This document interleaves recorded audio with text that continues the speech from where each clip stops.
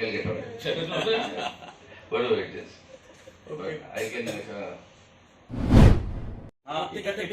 আমরা তুলব। পত্রিকাতে বিজ্ঞাপন কাটা হচ্ছে বা সরকারকে হুমকি ধমকি দেওয়া হচ্ছে, সেই বিষয়টি আপনি কিভাবে দেখেন বা দল সেটাই তো বলছি, গণতন্ত্র না থাকলে গণতন্ত্রের সমস্ত স্তম্ভ আক্রান্ত হয়।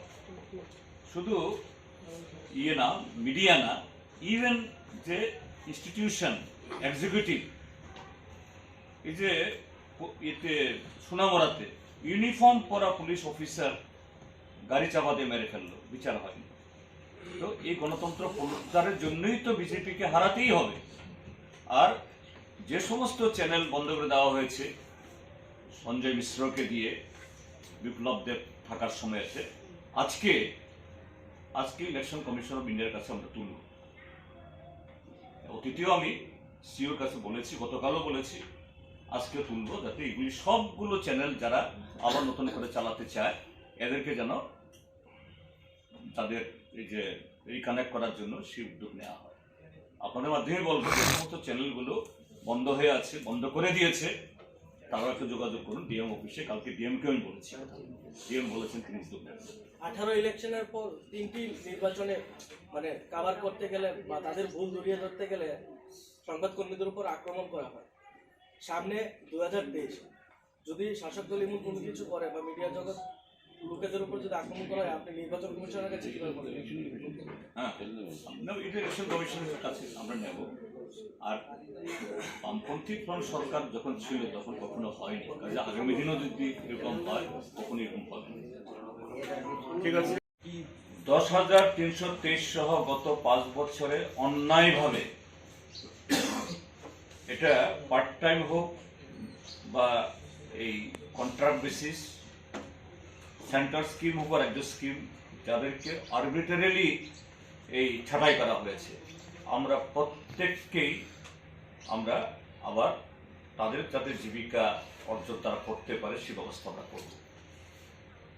এবং আমাদের সময় তো আগামী দিন এরকমভাবে অন্যায়ভাবে কোনো ছাঁটাই আমরা করব না। শুধু তা নয়, যে এই বিজেপির যে তাদের রিপোর্ট কার্ডের মধ্যে উল্লেখ আছে, বিজেপি সরকার যখন আসে, অর্থাৎ বামপন্থী ফ্রন্ট সরকারের শেষ দিকে, প্রায় 4.5 লক্ষ লোক সামাজিক ভাতা পেতেন।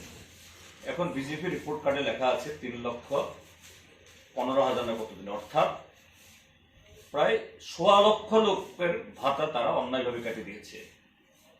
আমরা এই 1.25 লক্ষ লোক যাদের অন্যায়ভাবে কেটে দিয়েছে তাদেরকেও আমরা তাদের ভাতা ফিরিয়ে আমরা দেব। গত পরশুদিন 2018 বিজেপির নির্বাচনী প্রচারে এই পালে মানে এই হাওয়া তোলার জন্য পালে আসাম থেকে, তখনকার আসামের অর্থমন্ত্রী, এখন বর্তমান এই মুখ্যমন্ত্রী, তিনি খুব প্রধান ভূমিকা নিয়েছিলেন এবং সেই ভিডিও এখনো আছে। 10,323কে দিয়ে যে ত্রিপুরা রাজ্যের মুখ্যমন্ত্রী বা তখনকার শিক্ষামন্ত্রী তপন চক্রবর্তী প্রয়োজনে তিনি নিয়ে যাবেন দিল্লিতে, তিনি হাল করে দেবেন। এবং 10,323-এর একটা প্রোগ্রামে গিয়ে বলেছেন যে बीजेपी सरकार आने के बाद उसको न्याय दिया जाएगा, हम उसको न्याय नहीं देते, आप घुमा घुमा के चलाइए हमारा वीडियो। তিনি গত পরশুদিন 9 তারিখে এসেছেন এই উদয়পুর, তাদের জনবিশ্বাস যাত্রার একটা অনুষ্ঠান প্রোগ্রাম করতে। তিনি সেখানে বলছেন গিয়ে যে না, নির্বাচন আসলে তো এরকম বলতেই হয়। আরে নির্বাচন আসলে করে মিথ্যা কথা বলতে হবে, ঠকাতে হবে? মানে নির্বাচন আসলে মিথ্যা কথা বলতে হয়, অর্থাৎ এরা নির্বাচন আসবে, এরা সমস্ত মিথ্যার জুড়ি নিয়ে, মিথ্যার বস্তা নিয়ে আসবেন, মানুষকে ঠকাবেন, এরপরে 5টা বছর যাতে মানুষ কথা না বলতে পারে সন্ত্রাস চালাবেন। এটা আবার এই সমস্ত মিথ্যা কথা কি বলে বলে আবার মাতা ত্রিপুরা সুন্দর এনেকে পূজা দেবে, একটা পাপ বুঝবে? এই পাপ কি মুক্ত হবে এভাবে? এগুলি করছে। গতকাল আবার আরেক বীরভঙ্গ এসছেন ইয়ে থেকে, পশ্চিমবাংলা থেকে, পশ্চিমবাংলার বিরোধী দল নেতা শুভেন্দু অধিকারী বলছে কমিউনিস্টদের মা বাপ থাকে চীনে, তাদের মা বাপ কোথায় থাকে?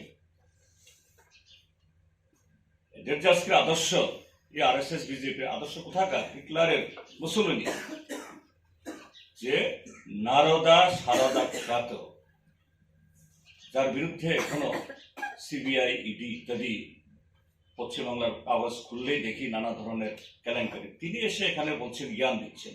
আমরা এই কথাগুলো এই সামনে যে ভোটের আগে এই রাজ্যের মানুষকে আপনাদের মাধ্যমে সতর্ক হওয়ার জন্য